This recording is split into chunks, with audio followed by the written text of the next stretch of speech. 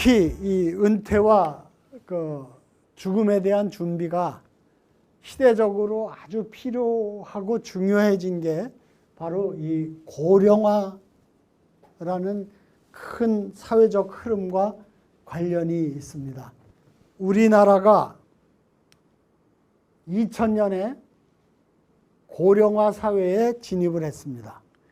전 인구의 7%가 65세 이상 노인인 사회를 고령화, 늙어가기 시작한 단계라고 보고 고령화 사회라고 정합니다. 이게 유엔이 정한 국제 기준입니다.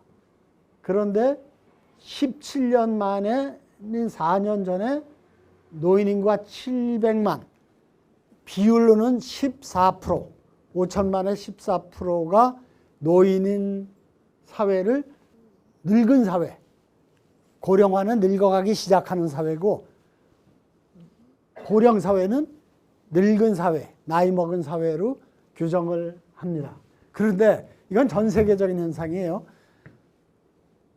건강이 좋아지고 의료 체계가 좋아지고 그러니까 점점 노인들이 많아지는 거예요.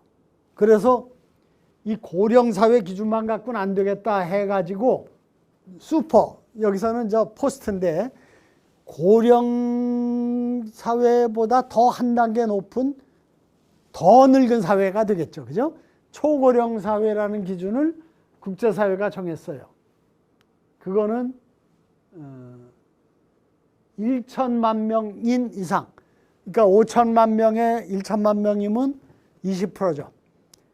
전 인구의 20% 이상이 노인인 사회를 초고령 사회라고 규정을 하는데 우리는 5년 뒤에 맞이하게 돼 있어요.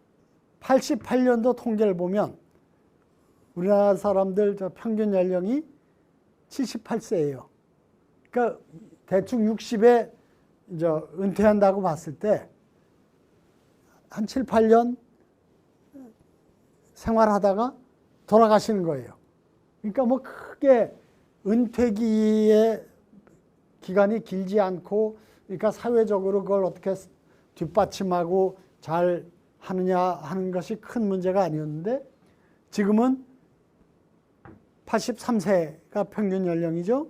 그러니까 은퇴하고도 20여 년을 더 생활해야 되는 거예요. 이제 이 80대 후반으로 가면 거의 30년 가까이를 나이 먹은 사람들이 어떻게 생활하느냐 하는 것이 사회적으로 아주 큰 문제가 되는 겁니다. 근데 여기에 우리가 좀 주목해야 하는 일은 이 고령화가 시작돼서 고령사회, 초고령사회로 진입하는 것은 전 세계적인 현상, 소위 좀 먹고 살만하다고 하는 나라들은 다 같이 겪는 건데 특별히 우리나라는 이 고령화의 속도가 너무 빠르다는 겁니다. 세상에 유례가 없어요. 인구 700만 14%인 고령사회에 진입한 지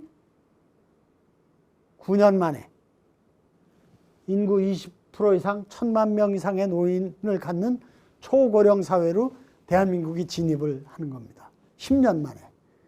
일본이 그동안에 가장 이 고령화 속도가 빠른 나라였어요. 일본이 24년 걸렸습니다. 근데 우리는 그거의 2.5분의 1, 그러니까 반도 안 되게 더 훨씬 빠른 속도로 고령화가 진행되고 있기 때문에 그 고령화에 대한 인식이, 더 나아가서 준비가 국가적으로 사회적으로 부족합니다. 우리 시민 하나하나도 이 나이 먹어서 내가 어떻게 생활하고 어떻게 죽음을 맞이할 것인가에 대해서 생각해보고 대화해보고 결정하고 하는 문화가 존재하지 않습니다. 그런 점에서 이 빠르게 세계 사상 유례 없이 진행되는 고령화의 흐름 속에서